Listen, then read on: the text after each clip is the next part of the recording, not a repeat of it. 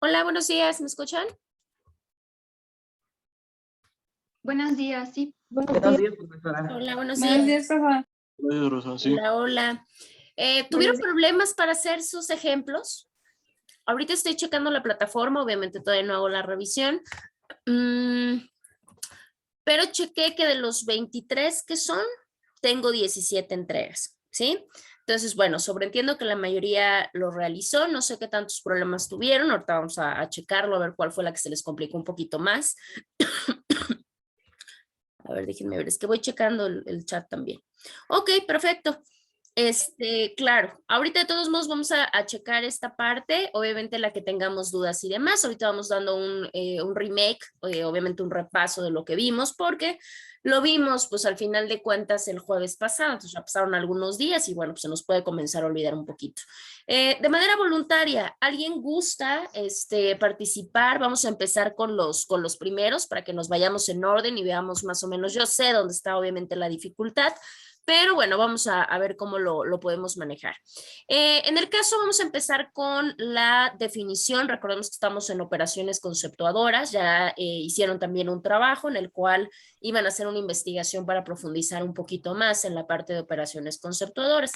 Y posteriormente su segundo trabajo, pues era la parte de definiciones. Vamos a empezar con las definiciones nominales, ¿sí? Vamos a empezar con, ¿alguien gusta compartir su definición nominal por sinonimia? Un solo ejemplo. Abogada, yo no pude subir mi trabajo porque la plataforma no pude ingresar a la plataforma. Apenas hace rato el ingeniero me ayudó a poder ingresar a la plataforma. Ok, entonces si ya estás en la plataforma y ya pudiste ingresar, lo cargarías entonces el día de hoy, por favor, Yoshira. Y obviamente Sí, lo tienes, me imagino que nada más es la carga, no importa que ya sí, aparezca cerrada con la fecha límite, pero bueno, lo subes, por favor. sí, sí, Ok. sí. Gracias. Yasmín, claro que sí. Dime, Yasmín. Mi primer ejemplo es avintestato y su definición nominal por sinonimia es sin testamento. ¿Es que, perdón? Sin testamento. Sin testamento, perfecto. Entonces, obviamente, si nosotros escuchamos la primera palabra, pues era imposible que la pudiéramos comprender, o por lo menos la mayoría de nosotros. Sin en cambio, cuando ya nos dan el sinónimo por unas palabras que sí conozcamos, bueno, sin ningún problema, creo que a todos nos queda claro.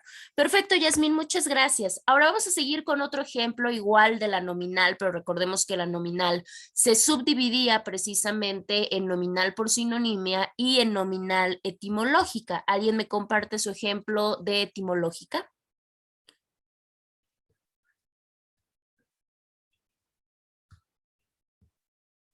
De hecho, adelante, Nancy, por favor. Yo puse literatura, de latín literatura, que significa escritura, arte que emplea como instrumento la palabra. Perfecto, muy bien. Obviamente tenemos las raíces de la palabra. Excelente, muy bien. Gracias, Nancy. Ahora vamos con los siguientes ejemplos. Los siguientes ya cambiamos porque ya hablamos de una definición real. Decíamos que en la real, ahí sí, teníamos una real descriptiva y teníamos una real esencial. Vamos a empezar, si están de acuerdo, con la primera, que en este caso sería la real descriptiva, ¿sí? ¿Alguien comparte su ejemplo de real descriptiva? Adelante, Laura, por favor. Sí, profesora. Yo puse en definición real descriptiva diccionario, libro en que por orden comúnmente alfabético se contienen y explican todas las voces de uno o más idiomas o las de una ciencia. Perfecto, muy bien. Creo que tampoco tenemos problema en el caso de la real descriptiva. También recuerden que se llama accidental. Ahora, teníamos ahí un detalle porque decíamos precisamente en el caso de ese tipo de definición que podríamos tener dos tipos. Sí, teníamos una causal y teníamos una genética. ¿Alguien gusta compartir el de causal? Que sería la primera. ¿Laura? ¿O fue tu manita de hace rato? Ah, no, dejé mi mano levantada, perdón. Ok, no te preocupes.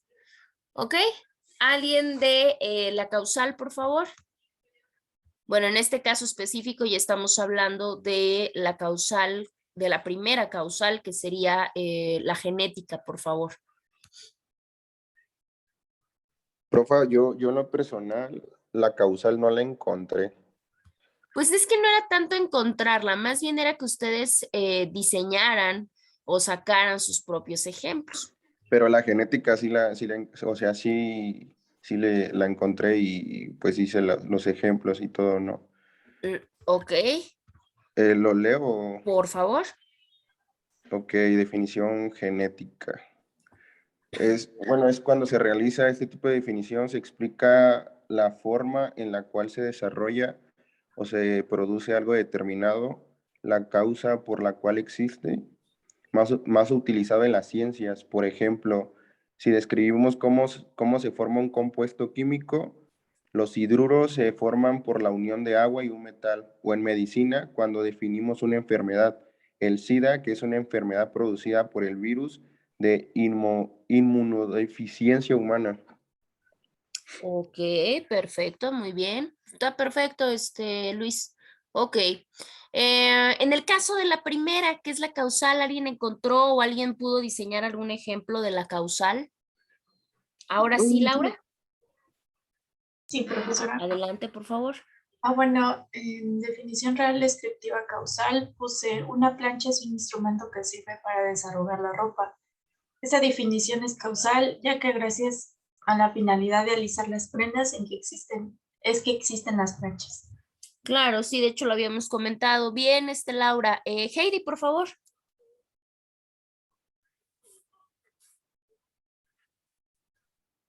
Bueno, a mí me aparecía que la causal indicaba las causas productoras de un objeto. Entonces yo puse que el despacho jurídico es un lugar donde se tramitan asuntos legales para los clientes. Perfecto, y está bien diseñado. Al final de cuentas es la causa de la existencia, ¿no? Por eso surgen, para eso nacen, es parte de la utilidad que se les da. Está perfecto, Heidi, muy bien. Bueno, pues entonces con eso, técnicamente, obviamente unas se nos hicieron más sencillas que otras, y por una simple y sencilla razón, porque pocas veces definimos. La mayor parte de las veces lo hacemos de manera empírica, por eso nos cuesta tanto definir.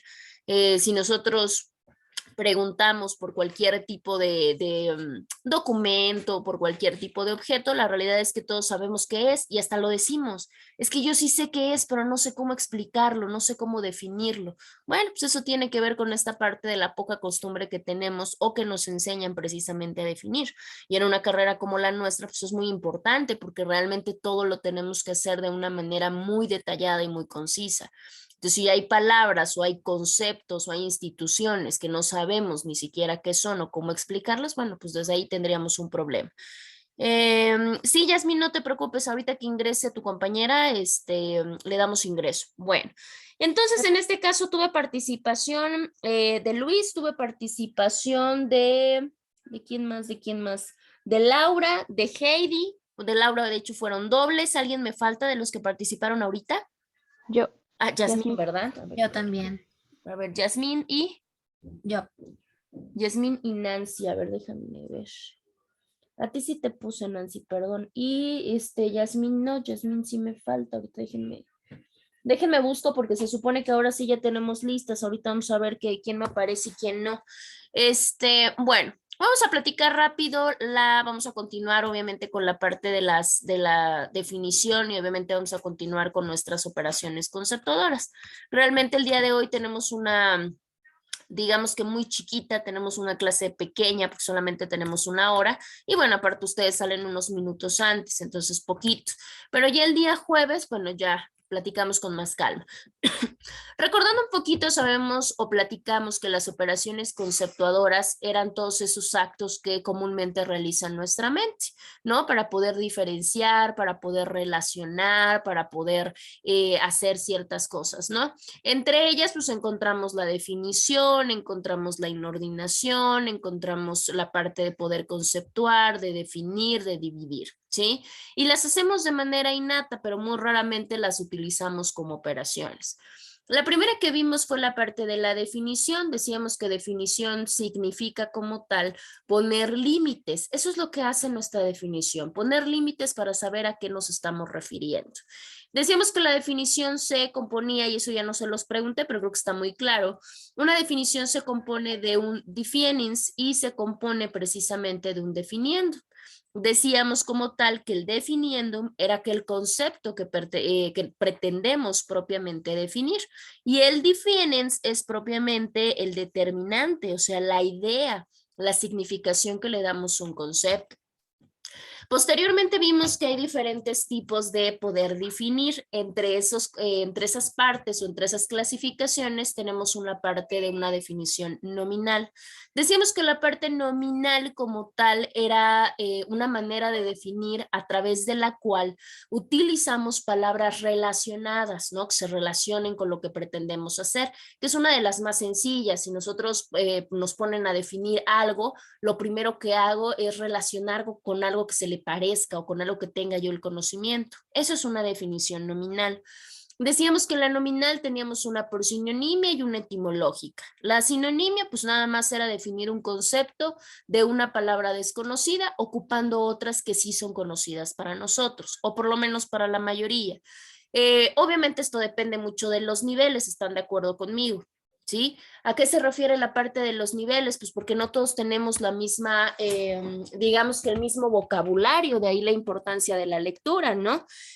¿Qué quiere decir esta parte? Bueno, pues que al final de cuentas va a haber personas que tengan una conceptualización o que van a haber personas que tengan un poco más de campo abierto y que van a encontrar sinónimos de manera mucho más sencilla.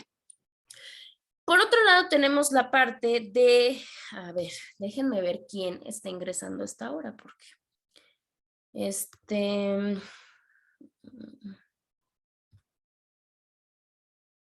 Profesora, creo que es la compañera que tenía problemas con su... Regina, pero me parece que es Jenny y Alexis.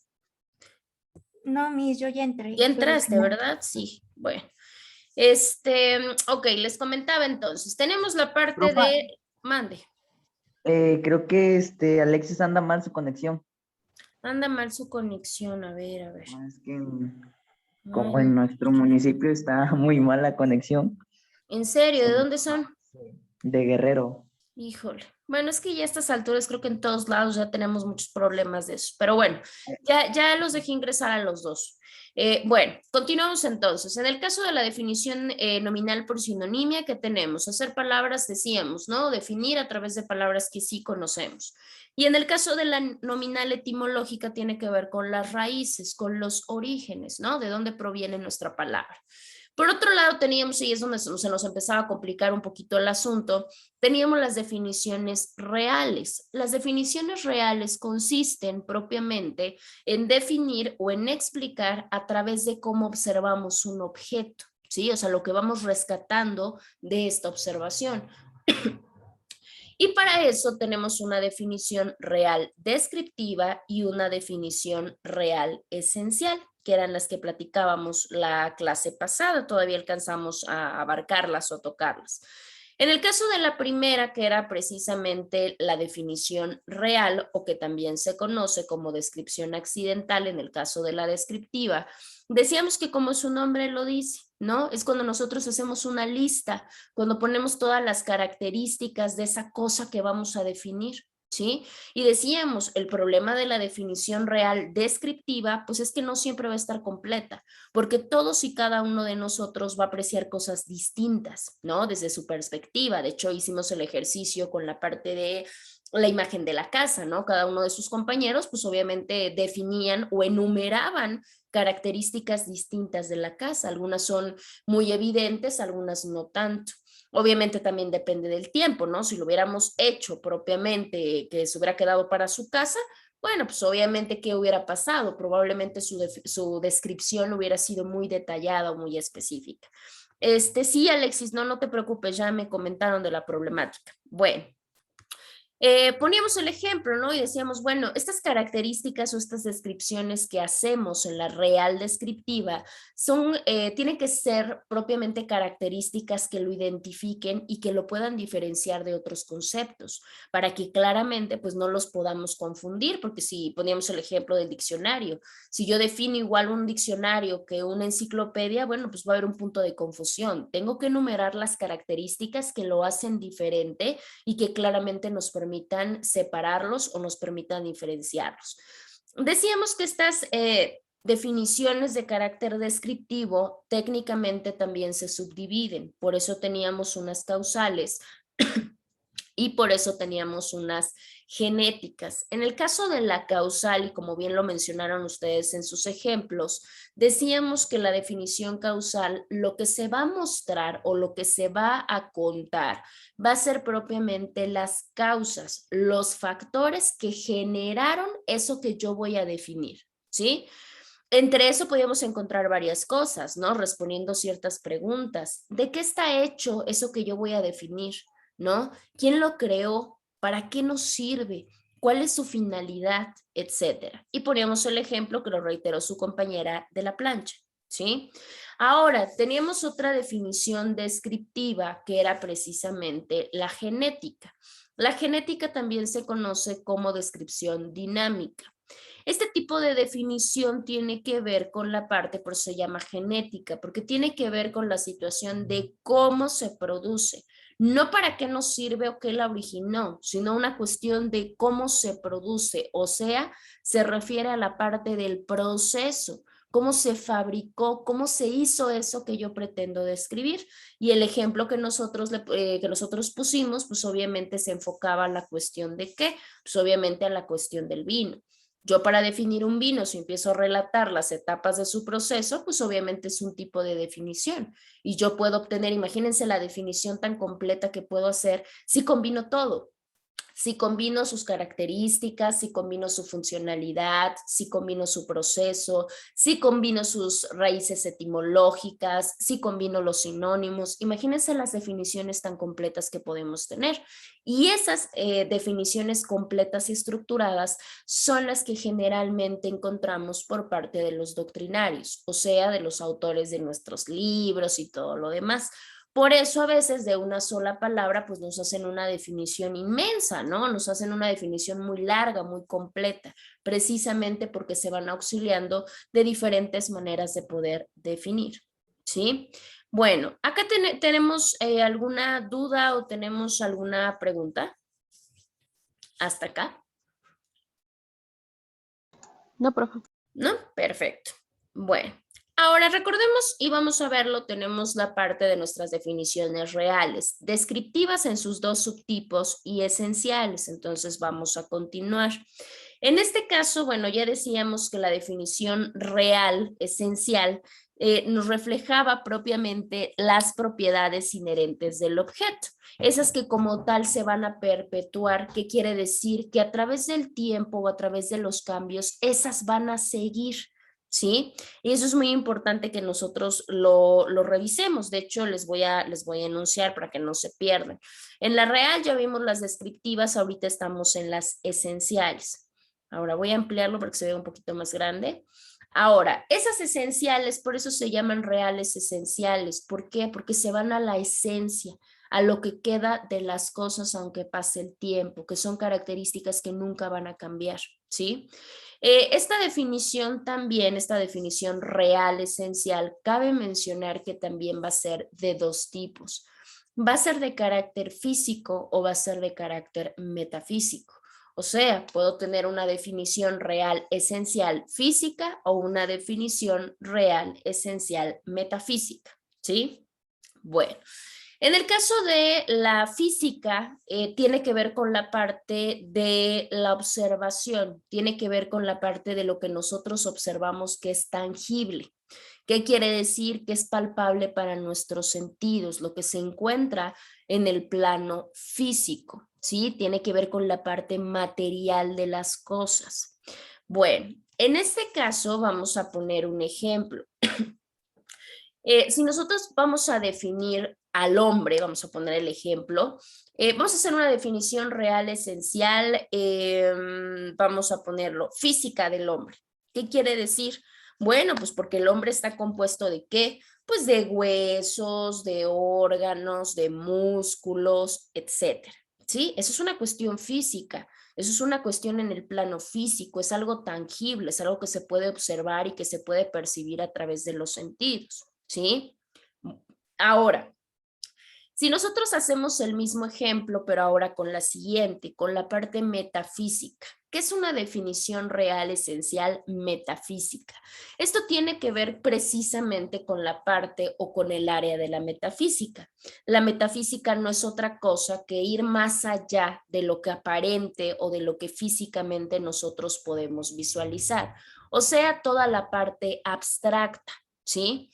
En este caso, bueno, ¿qué podríamos hacer? Vamos a poner el ejemplo, ¿no? Vamos a poner el mismo ejemplo de vamos a describir qué es el hombre, pero vamos a describirlo, vamos a definirlo de manera real, esencial, metafísica.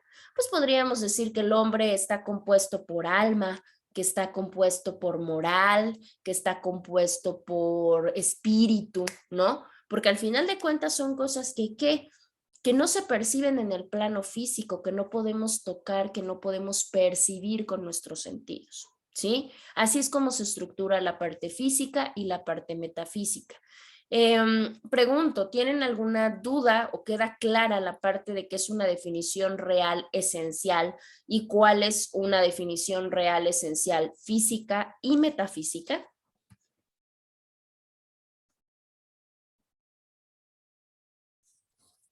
Antes de que sigamos avanzando.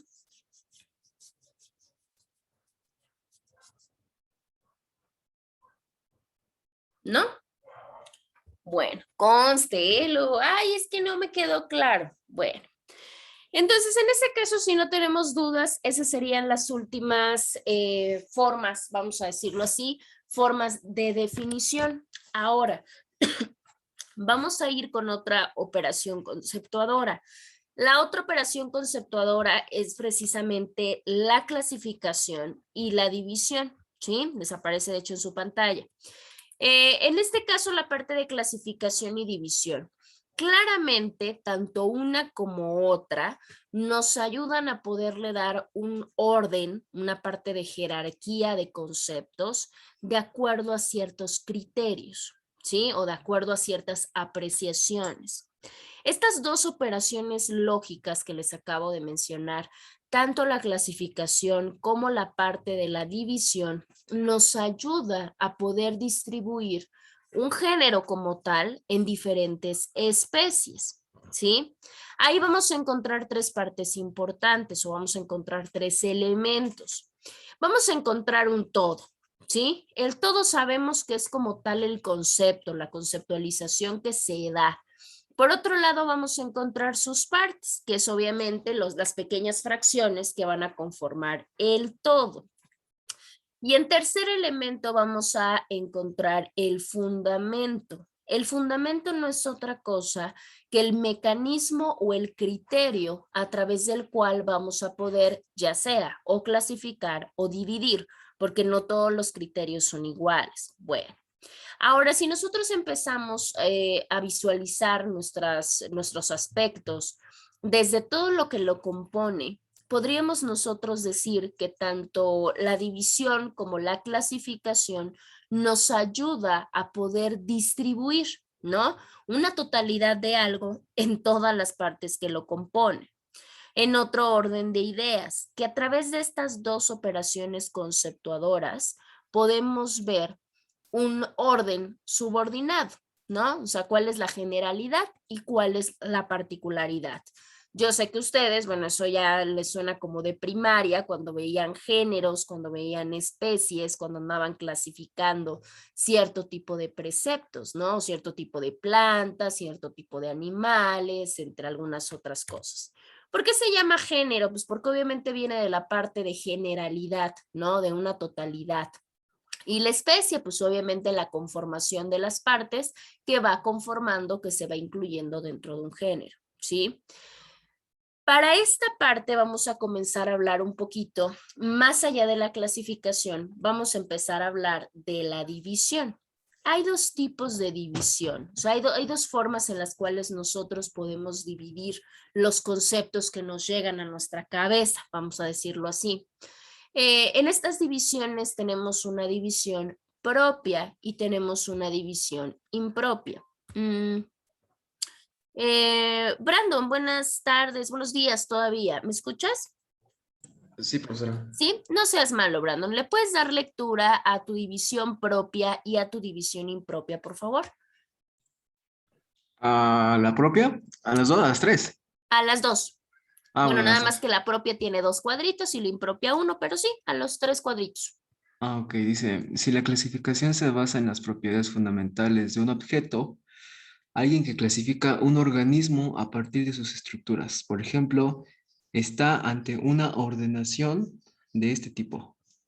Y la de abajo dice, alguien puede tomar como criterio una característica secundaria, en el sentido de que corresponde más a los intereses o manera de organizar el mundo del clasificador que a las propiedades fundamentales de la cosa.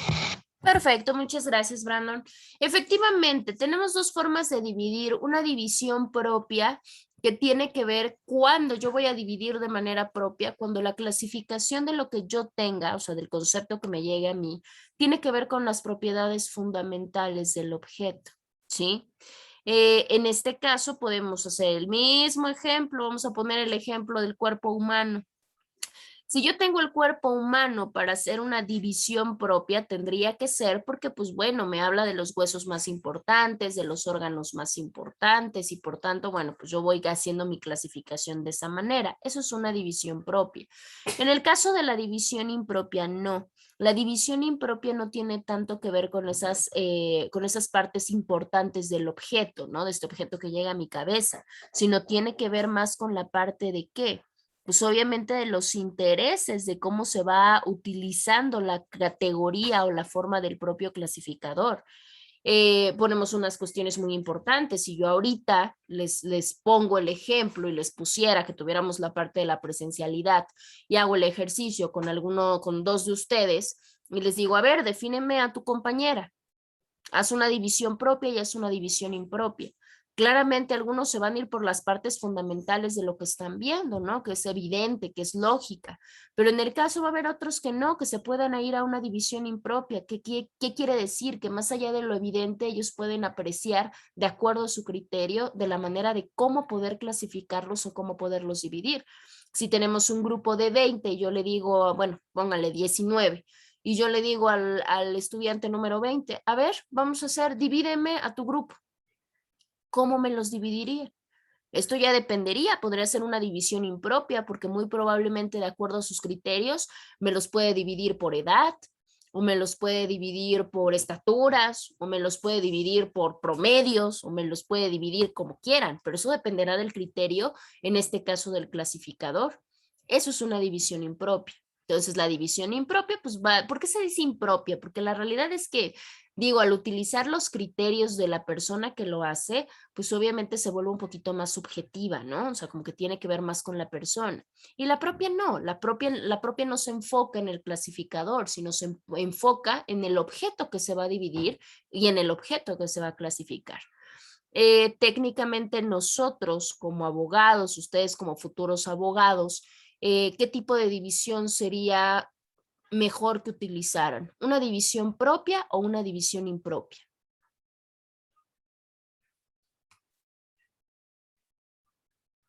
¿Cuál será mejor para ustedes?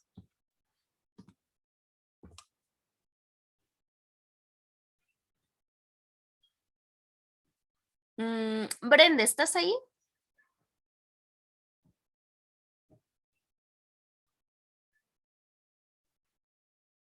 Creo que no. César.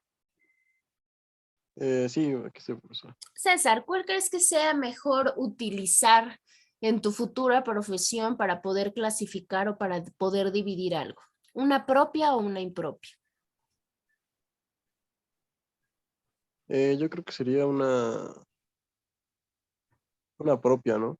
Bueno, Una propia, ¿por qué? porque, bueno, habla de que clasifica un organismo a partir de estructuras. Entonces, pues, no sé, en dado caso de que, un ejemplo, un caso, tienes que como primero organizar bien toda la información e irla como separando qué es lo importante, qué es no es lo importante y investigar sobre esas propiedades, ¿no? Ok, efectivamente, por supuesto que sería mejor la propia, por una simple y sencilla razón, porque es más objetiva, porque ya no tiene que ver con ustedes, sino porque tiene que ver con el objeto a resolver. Les voy a poner un ejemplo muy claro en la materia jurídica para que lo podamos comprender, porque igual cuando hablamos de hay propios, impropios, clasificaciones, como que empezamos a pensar en las ciencias eh, exactas y en los biólogos y en las especies. No, por supuesto que no. Se aplica muchísimo a nuestro campo o a nuestra rama de estudio, puesto que por eso se ve, solamente que pocas veces sabemos que lo utilizamos o no sabemos utilizarlo.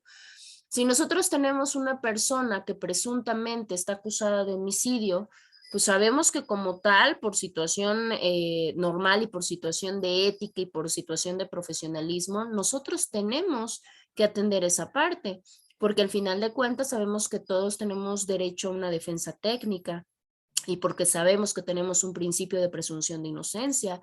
Pero si yo me empiezo a poner de acuerdo a mis criterios y yo empiezo a poner de acuerdo a mis sentires, a mis imaginancias y a otros tipos de cosas, y yo empiezo a clasificar a los individuos conforme a eso, híjole, claro que es una forma de clasificar, es un tipo de dividir a los sujetos, pero claramente es impropio. Yo lo puedo hacer desde mi perspectiva personal, o sea, como persona, yo sí lo puedo hacer. Yo puedo decir, ay, pues es que ese es un ratero, es un delincuente, probablemente. Pero como profesionista, no. Como profesionista tengo que ser objetivo. Y por tanto, si yo voy a hacer una clasificación o si yo voy a hacer una división, tiene que ser claramente propia, porque me tengo que ir a las propiedades fundamentales del objeto. ¿Qué quiere decir? Pues a las pruebas que existan, a una teoría del caso, a muchos tipos de cosas que claramente no dependen de mis criterios, sino propiamente del suceso que aconteció. Por eso lo ideal pues sería manejar una división propia, que mi clasificación se dé a partir de elementos que le pertenezcan al objeto. Así que verdaderamente para nosotros lo ideal de manera profesional sería utilizar una división propia. Eso no quiere decir que nosotros no tengamos ideas, creencias, pensamientos, sí, pero esas cosas personales, bueno, ahí sí las podemos hacer de manera impropia y ahí no hay ningún problema. Ahora, tenemos la siguiente parte que es la situación de una parte o de una operación que se llama operación conceptuadora, que se llama inordinación. En el caso de la inordinación también es una operación de carácter conceptuador y que tiene que ver con la parte de una operación que va a ordenarnos un concepto. ¿Sí? O sea, todos los conceptos que tenemos nosotros son válidos y son importantes, pero si utilizan o si ocupan un orden, ¿no? En toda esta gama que hay de conceptos, hay un lugar donde acomodarlo, ¿no? Porque hay grados, hay niveles, dirían, ¿sí? Generalmente el orden va de lo menos a lo más. Aguas, no quiere decir que porque una cosa es importante y la otra no, no, pero bueno, dentro de los mismos conceptos sí vamos de lo menos a lo más. Ahora, la inordinación puede darse por dos maneras. Puede haber inordinación por extensión o puede haber inordinación genética. En el caso de la inordinación por extensión, aquí como tal ya hay algo preestablecido, o sea, ya hay un orden, ya hay digamos que ciertos grados y lo único que hacemos es meter este concepto, vamos a ponerlo en palabras sencillas, meterlos a estos grados o meter mi concepto a estos grados que ya están marcados. Solamente le incorporo una clasificación y nada más. ¿Sí? Vamos a poner un ejemplo muy sencillo y posteriormente vamos a poner un ejemplo jurídico. A ver, espérenme, déjenme ver quién entró. Alexis, ahí está. Bueno, un ejemplo muy sencillo. Vamos a pensar que tenemos un rompecabezas, ¿no? pero un rompecabezas que está a medias, ¿no? Y de momento yo encuentro o localizo una pieza y esa pieza, ¿qué hago? ¿Esa pieza crea un nuevo rompecabezas? No, lo único que hago, porque ya tenemos un orden establecido, lo único que hago con esa pieza es encuadrarla, es embonarla exclusivamente en el lugar que le corresponde, en el conjunto que ya está. No voy a crear uno nuevo, no voy a hacer otro, solamente lo voy a incluir. ¿Sí? Esa es la parte de la inordinación por extensión, porque al final de cuentas no se crea absolutamente nada. Ahora, en este caso tenemos, ¿no? Tenemos otro ejemplo. Vamos a pensar que una persona, un biólogo, bueno, más bien un botánico, va a la selva de Chiapas, ¿no? Que sabemos que ahí hay mucha flora y mucha fauna. Y digamos que en ese momento se encuentra una especie de planta, pero es una especie nueva. En ese caso, si él hace una forma de inordinación, o sea, le va a buscar un lugarcito, lo va a hacer de manera por extensión, o sea, va a ser una inordinación por extensión. ¿Por qué? Porque ya tenemos un catálogo, ya tenemos una clasificación de plantas, lo único que hago es insertarla en esa categoría. No la voy a establecer ni la voy a insertar en una nueva especie que jamás haya existido, porque la realidad es que digo, aunque la especie sea nueva, pues el género ya se encuentra, solamente le busco su lugar y nada más. En el caso de la materia jurídica, vamos a poner el ejemplo. Nosotros sabemos que tenemos un orden de leyes, bueno, ustedes están ingresando, yo creo que ya andan en eso, y tenemos una jerarquización de normas, ya lo verán más adelante cuando lleguen a la pirámide de Kelsen y a ver todos estos ordenamientos jurídicos. Luis, tú sí ya te sabes esa parte. ¿Cuál es el orden de las normas? De menos a más. ¿Cómo, profa? ¿Cuál es el orden de las normas o la jerarquización de las normas? Es más, no te lo pongo tan complicado. En México, ¿cuál es la jerarquía de las normas? Ay, güey. Ah, Abogada, ¿habla de las normas jurídicas, imperativas y eso? Pues todas son imperativas. Bueno, todas las Ah. normas jurídicas son imperativas, atributivas y todo lo demás. Pero hay un orden en todo el mundo. Obviamente en México, pues más. no sé, la Constitución. Exactamente, pero dijimos de menos a más. Aquí vas de más a menos. Puede ser los reglamentos municipales. Exactamente. Recordemos que los primeritos que están en la base, vamos a decirlo así, hasta abajo, pues son los ordenamientos locales en los cuales, bueno, pues obviamente podemos tener la parte municipal. Posteriormente, acuérdense que vienen las leyes estatales junto con las constituciones estatales. Luego vienen nuestras leyes generales, luego vienen nuestros tratados internacionales y en la cúspide, como bien comentó su compañero, pues la Constitución Política de los Estados Unidos Mexicanos. Entonces, suponiendo que alguien ahorita me hablara, por ejemplo, no sé, del TEMEC, ¿no? De este ex tratado de libre comercio. Y si yo lo quiero inordinar, o sea, si yo le quiero buscar un espacio en la jerarquización de normas, la inordinación sería por extensión. ¿Por qué? Porque ya hay una jerarquización de normas, no me la voy a inventar. Ya hay una pirámide, lo único que hace es buscarle. En este caso, así como lo acabamos de comentar, pues estaría entrando en el cuarto lugar de menos a más, porque obviamente no está arriba de la Constitución, sino que está abajo de la Constitución. Pues lo único que hago es meterlo al orden que ya se encuentra preestablecido, ¿sí? Esto como tal es una inordinación por extensión, ¿sí? Porque es lo único que voy a hacer, solamente voy a incluirla en el orden que ya encontramos, ¿sí? Y no se les olvide, la inordinación es precisamente ordenar un concepto dentro de una gradación, o sea, de ciertos grados que ya se encuentran, de grados que van de menos a grados que van a más. Pero decíamos que no solamente teníamos una inordinación por extensión, sino también teníamos una inordinación genética. En el caso de la inordinación genética, ahí lo que se hace es que tenemos que ordenar, pero de manera progresiva, o sea, de manera evolutiva. Y obviamente ahí le vamos estableciendo los grados, ¿sí? Un ejemplo muy burdo. Si queremos hacer una lista, en el caso vamos a pensar que tenemos una primera división de fútbol y queremos hacer una lista de los delanteros, ¿cómo lo haría? Pues lo más lógico, no pondría al que menos goles lleva, ¿verdad? Sino que ¿qué pondría? Pues obviamente como primer delantero, pues al que sea más goleador y así me voy para abajo, ¿no? Bueno, pues eso es una inordinación genética. No solamente es meter, acá sí es hacer como un reacomodo para que me entiendan en esta situación. Un ejemplo en materia jurídica. En el caso de si yo tengo, vamos a pensar, 15 personas que son detenidas en un altercado que se tiene con la Policía Federal y el Ejército, ¿no?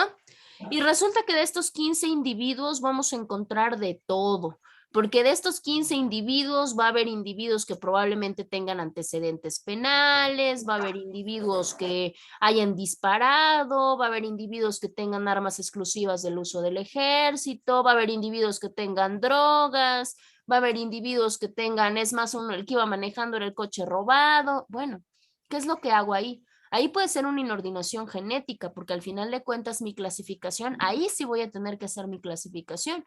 Ya tendría que ver, pues, ¿cómo los voy a clasificar? Pues de acuerdo al tipo penal que cometieron, ¿verdad? Porque no es lo mismo un homicidio que, no sé, que una aportación de arma, ¿no? Ahí ya tendríamos que clasificarlos. Eso es una inordinación genética.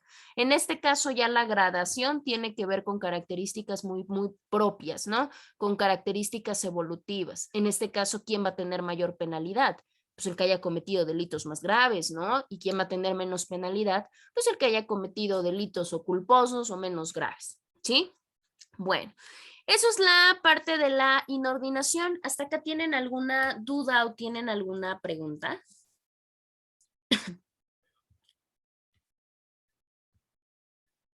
No, profe.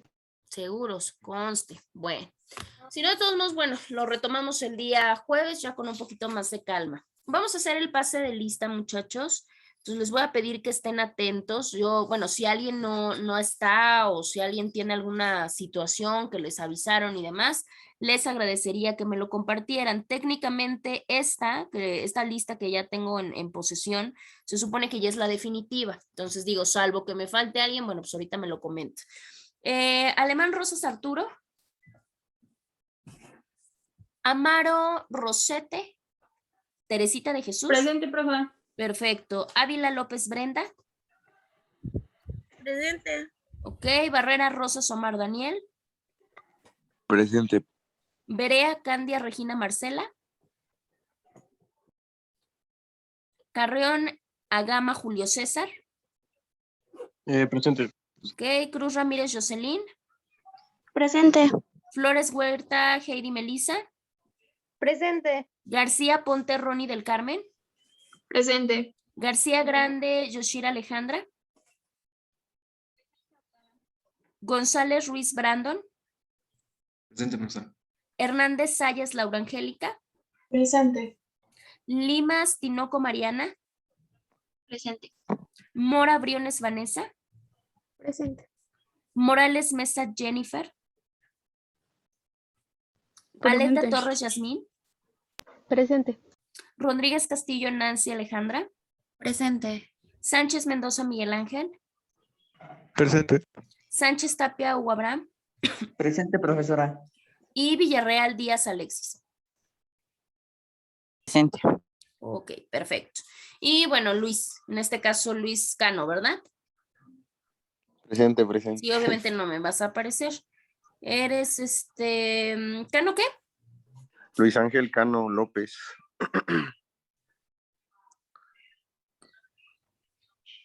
Profa, una pregunta, no tiene nada que ver con la materia, pero ¿me podría dar de alta en la materia de Derecho Ecológico? ¿Ya estás? ¿Cómo? No estoy, es que no sabe que dejó tarea y no la puedo subir.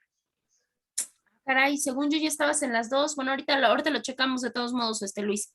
Sí. Perfecto, ok. ¿Me falta alguien que no me aparezca en lista? ¿O están todos? Creo que sí están todos, ¿no? Me aparecen exactamente los 20. Bueno, no, técnicamente. Oigan, ¿en serio no me falta nadie? Porque varios no me contestaron. Está Arturo. Abogada, Mande. es que mi compañera Yoshida está tratando de hablar desde hace rato, pero no se escucha. Ah, Yoshira. Ujú. Ok, perfecto. Ya le puse su asistencia. Jennifer no está. Sí, le contesté. Jennifer, ok, entonces están todos. Y Marcela, Regina Marcela sí estaba, que de hecho entró después. Sí estoy, Miss, aquí estoy. Ok, perfecto. No me contestaron, muchachos. ¿Y Arturo? Arturo sí definitivo no está, ¿verdad? Entonces técnicamente son 19, son 20, efectivamente los 20 que están aquí, salvo su compañero alemán Rosas Arturo. Perfecto, bueno. Entonces nada más apertúrenme rapidísimo sus cámaras, muchachos, y ya para que les pueda tomar su evidencia y puedan salir.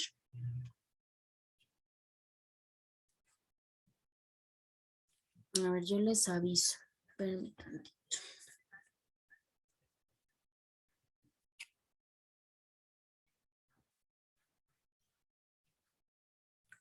Bueno, espero, no se preocupen.